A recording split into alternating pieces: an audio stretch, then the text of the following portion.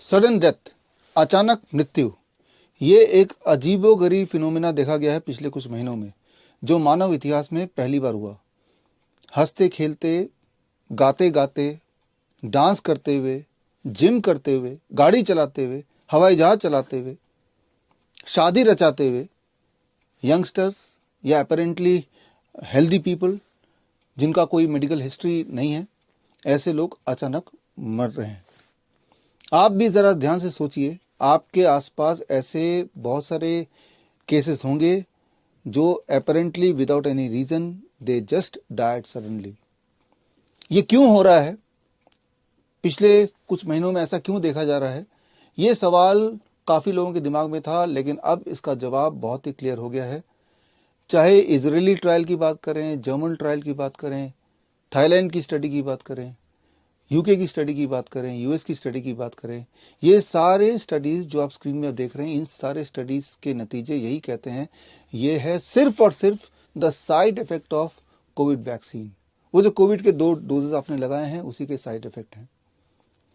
और अब तो भारत सरकार ने भी आरटीआई के माध्यम से ये मान लिया है कि कोविड वैक्सीन के इस प्रकार के साइड इफेक्ट होते ही हैं और आ भी रहे हैं, और एक्सेप्टेंस आ चुकी है।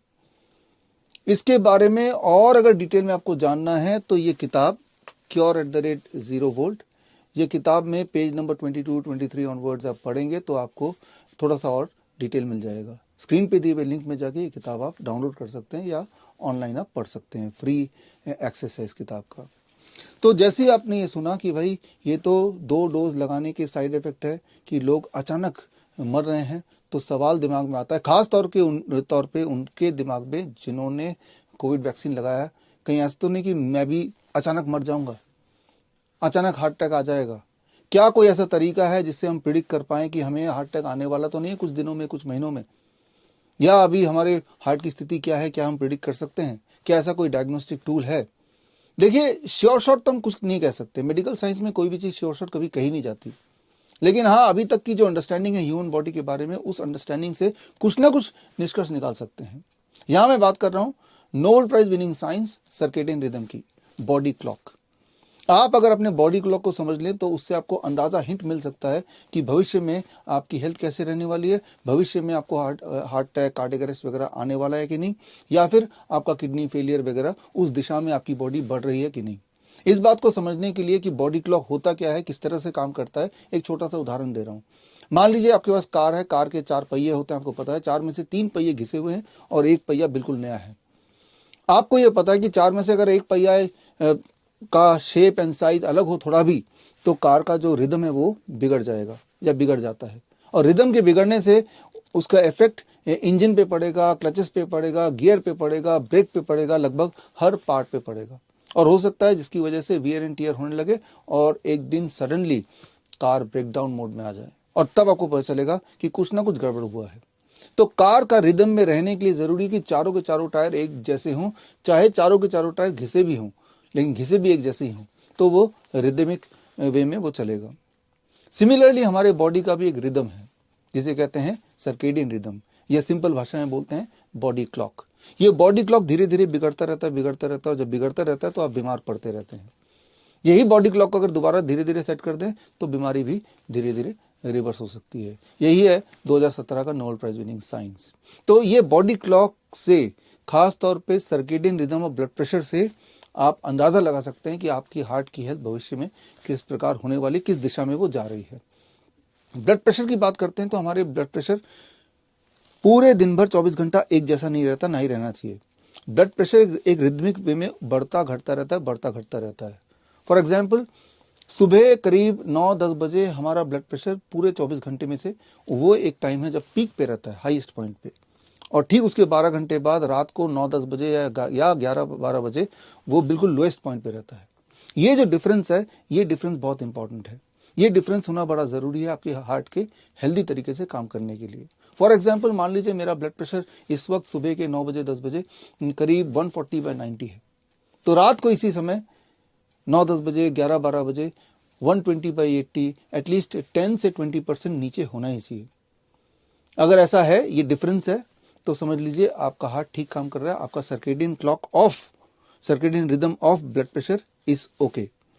तो ऐसे में इसे बोला जाता है डिपर पीपल, जिनमें डिपिंग होती है रात को ब्लड प्रेशर में, dipping by 10 to 20%, at least 10 to 20%।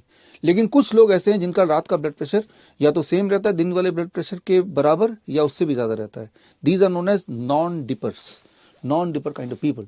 और यही लोग हैं जो ज्यादा प्रोन है टू हार्ट अटैक, ज्यादा प्रोन है to cardiac arrest in comparison to rest of the population. तो ये बड़ा आसान है आपके लिए।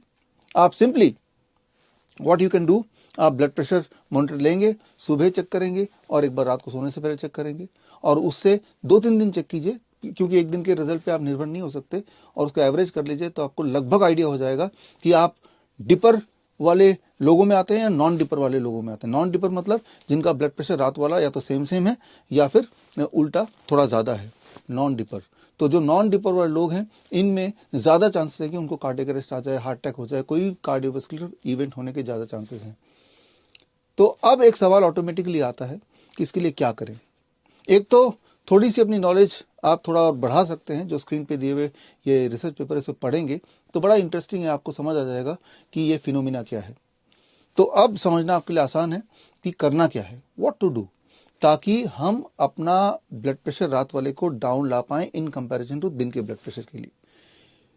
अपने बॉडी क्लॉक सर्केडियन रिदम को ठीक करने के लिए कई सारे मैकेनिज्म्स हैं, लेकिन उनमें से एक या दो मैकेनिज्म ऐसे हैं जो घर में रहते हुए आप कर सकते हैं।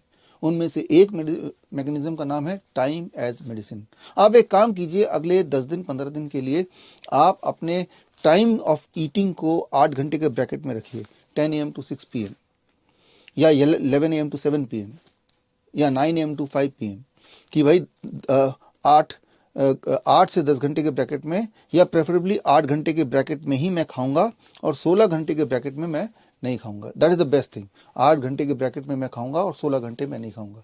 शाम को 6 बजे से लेकर अगले दिन सुबह 10 बजे तक I will not eat, I will be in fasting mode. मैं कम खाने नहीं बोल रहा हूँ, मैं ये भी नहीं बोल रहा हूँ क्या खाना है क्या नहीं खा रहा हूँ, मैं सिर्फ ये बोल रहा हूँ कि आप 8 घंटे के ब्रैकेट में ही खाइए, राइट। और बाकी 16 घंटे 15-16 घंटे आप कुछ मत खाइए, पानी पी सकते हैं सिर्फ अगर प्यास लगी तो इस तरह से अगर आप कुछ दिन बिताते हैं तो आप अमेज्ड हो जाएंगे कि जो लोग ब्लड प्रेशर की गोलियां लेते हैं उनका ब्लड प्रेशर कम होने लगेगा, जो ब्लड शुगर के जो मरीज हैं उनका ब्लड शुगर कम होने लगेगा, जो मोटे हैं उनका वेट कम होने लगेगा, और जिनको वीकनेस रहती है, पेन रहता है, डिप्रेशन के जो पेशेंट्स हैं जिनको नींद नहीं आती, उनमें बहुत इंप्रूवमेंट दिखाई देगा within the next few days.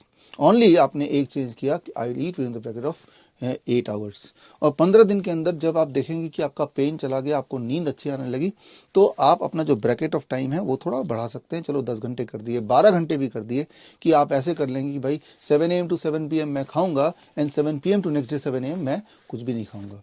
तो यह है time as medicine, that can help you to correct the body clock, and once the body clock get corrected, तो आपके जो प्रॉब्लम्स हैं, चाहे ब्लड प्रेशर से जुड़ी प्रॉब्लम है, ब्लड शुगर से जुड़ी प्रॉब्लम है, वेट मैनेजमेंट है, नींद नहीं आना है, डिप्रेशन है, एक्सेट्रा, तो ये सारे में आपको बहुत ही क्लियरली हफ्ते 10 दिन में फर्क दिखने लगेगा।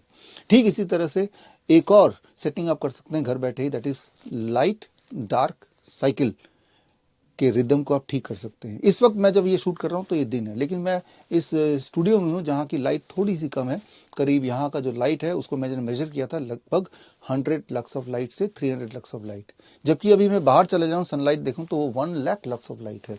तो ये लाइट डिफरेंस है। दिन में we should be expose to at least 1000 lux of light, और रात में यानी कि सूरज ढलने के बाद हमारे exposure to light should not be more than 100 lux of light, it should be less than that, candle light की तरह।